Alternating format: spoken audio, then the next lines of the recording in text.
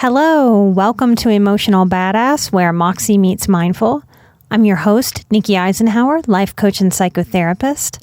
And on today's episode, I'm discussing depression and poetry.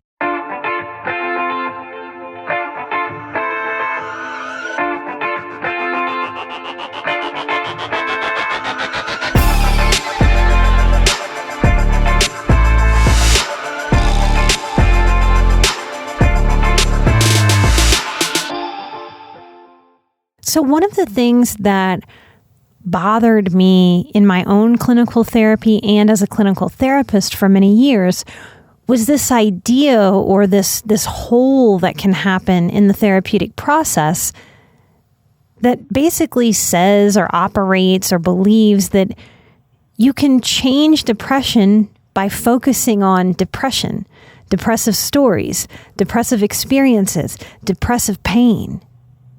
There's a time and a place to share the pain and to be with the pain and release it. And then there is a time to shift.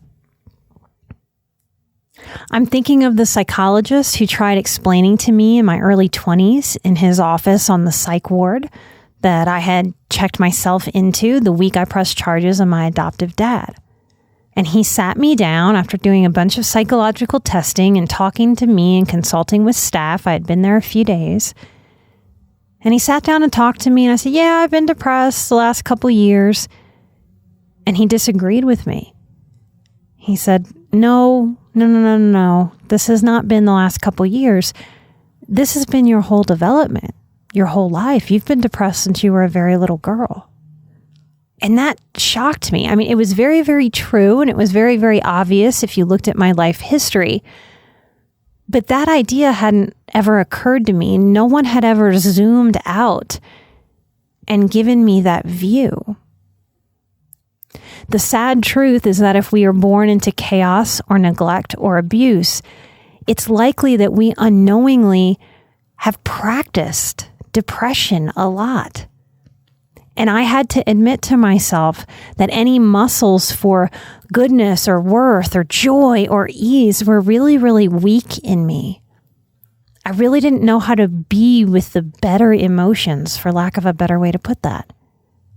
I had spent a lot of time low vibe, so high vibe was uncomfortable. I certainly had a sense of humor, and I could laugh and hang out with people.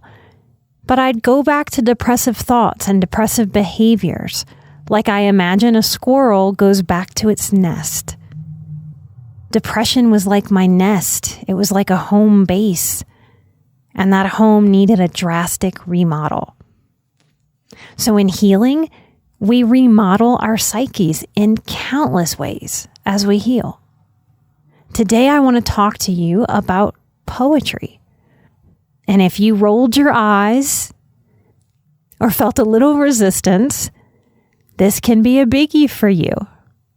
That resistance is your inner adolescent. And who do you want making your healthy life decisions? A regressed adolescent part? Or will you challenge yourself to let your wise woman or wise man drive the bus of your life and take you to a better place? So that adolescent part can get what it really needs so that it can grow up and stop plaguing you with its immature or rebellious vibes. And we all have this when we are growing and developing. We first resist what will really serve us because we haven't maybe had so much that has served us in this department. So I want to talk about this in two ways. One is from the wound, and two is from the healing. When we go to therapy or when we talk to a friend or when we write in our journals, it's extremely valuable. I can even go so far as to say necessary to get the pain out. And this is not victim mentality. Lots of you are healthily committed to rejecting victim mentality. And this is wonderful. This is a good insight. This is good direction. This is good self-care. But we also want to remember that in our healing, we learn to let go of the black and white or all or nothingness of things. And we find the gray that's in between, the middle ground.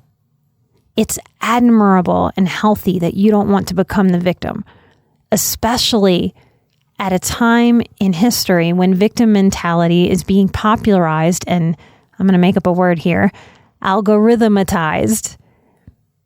If we get an actual wound on our forearm or our leg, it hurts. We know it needs attention.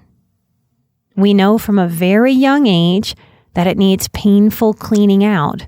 And if we don't have that painful cleaning out process, it can get infected and it can fester and it can create a bigger problem that's harder to deal with than if we had buckled down, taken a deep breath, and gotten the ick out so that healing can be clean and clear and that wound can repair. So it's easier for us to conceptualize and commit to and take care of these actual wounds on our skin. They're tangible, they're real, they bleed, they're messy. It makes sense to us to tend to that. And if we didn't, someone would see it and go, why aren't you tending to that? And encourage us to do so. This isn't so true for our emotional wounds, for our mental pain. If our parents didn't know how to tend to us emotionally very well, it's likely that we don't naturally tend to ourselves emotionally very well. For today's episode, I want to talk to you about poetry and using it in the healing process, using it to explore yourself, using it to change and be different.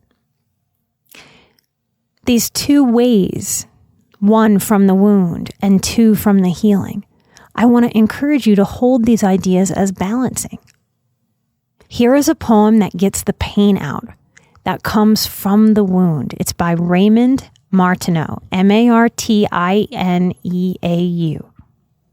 It's called Wondering Why Am I Here? I lay in bed alone at night and wonder why I'm here. I do so much for everyone. Why don't they show they care? I met this girl who said she loved me, something I haven't heard in so long. She used me for my money. What a ride she took me on. Sometimes I wish my dad were here, but to me, he's not alive. I have no one to talk to. These drugs seem to be the only way. Turns out it's a lie, just like the smile I put on each and every day. I know outside I'm smiling. It's the face I fake for you. But inside my soul is crying, and there is nothing I can do. I know my family loves me. I'm there when their decisions are poor.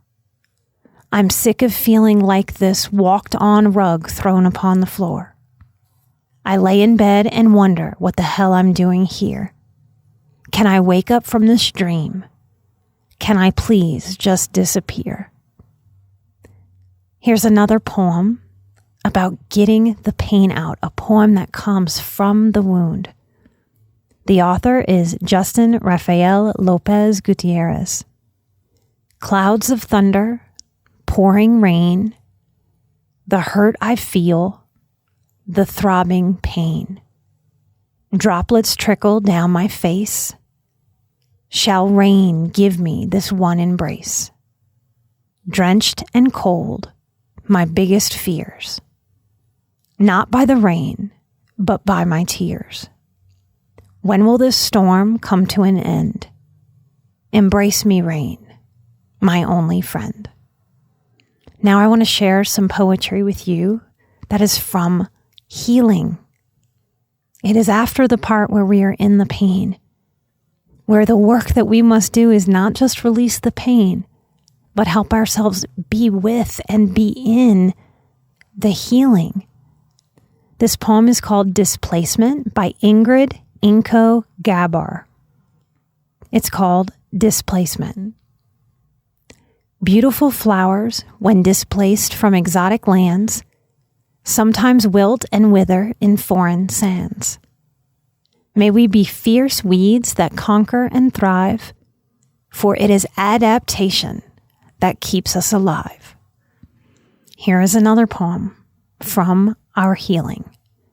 The author is Yin Quist. The name of the poem is Ceaseless Like an Ocean. I go with the tides, and this is my tide. My waves splashing against the rocks in my path and going on to the near shore. It doesn't stop until the jagged edges are ground to nubs on the sea floor. Here's another. This poem was written 160 years ago by Emily Dickinson in 1862. Hope is the thing with feathers that perches in the soul and sings the tune without the words and never stops at all. Here's one more by Edgar A. Guest. It's called Don't Quit. When things go wrong, as they sometimes will, when the road you're trudging seems all uphill, when the funds are low and the debts are high, and you want to smile, but you have to sigh, when care is pressing you down a bit, rest if you must, but don't you quit. If you would like to write a poem from your wound and then from your healing, I invite you to come share it on Patreon. And if you don't think you've healed enough to write from your healing yet, I'm here to say wrong and incorrect. You've made it all the way to here. And that tells me that you have conquered much, no matter how messily, no matter how imperfectly, no matter how long it has taken, because you have made it all the way to here. Growth work is leaning into what's comfortable, despite the depression gremlins urging us to stay very much the same. That sameness serves those depression gremlins because they don't want to go anywhere. Especially if poetry is something you've never tackled or it's been a really long time. I wonder what would happen to your depression gremlins if you allowed yourself to write from your wound and then from your healing. Many people who are highly sensitive have a comfortability seeing themselves as sad and as struggling. I hope that you are allowing yourself to grow into seeing yourself as strong, resilient, hopeful, smart, tenacious, funny, light, hardworking. All of the light-filled, high-vibe ways that a best friend might describe any of us. They're true. And in healing, we learn to align with what lifts us up more so than what drags us down. And it's brave, courageous, leaning into our growth edge work. So if you'd like to share some poetry and get creative, come find us at patreon.com/emotionalbadass. Just like you, we see that money is getting tighter. Inflation is happening. Prices are rising everywhere. To those of you who support us on Patreon, thank you for your continued support. Because of Patreon, we do not put commercials on the show. So we think of our Patreon supporters as producers of the show because we cannot do this show without support. And y'all are our support. Our very next live stream Q&A in April is on narcissism. You can come ask about narcissism. You can ask about the full personality disorder, different traits, your fears about whether or not you have some narcissistic traits and what to do about that, how to have boundaries, how to think about the players in your life that may have some narcissism, how to not take it personally, whatever comes up for you around this issue. I hope there's something in this episode that helps you see yourself, the world, people in their pain, and people in their healing just a little bit differently. That helps you dig deep, release what no longer serves you, and hold on to what does. Healing is about discovering things about ourselves that we didn't know before. What if you have a poet in there? What if you have a writer who's just been waiting to be unleashed? Is it okay to play with new things, to try new things, and to feel awkward? You are your own authority figure, and only you can decide and give permission and space to create what is new and to discover yourself. I'll be right here next time with a brand new episode next week. Light and love. I'm an emotional badass. You're an emotional badass. And together we are where Moxie meets mindful. Light and love. And I'll see you right here. Bye-bye.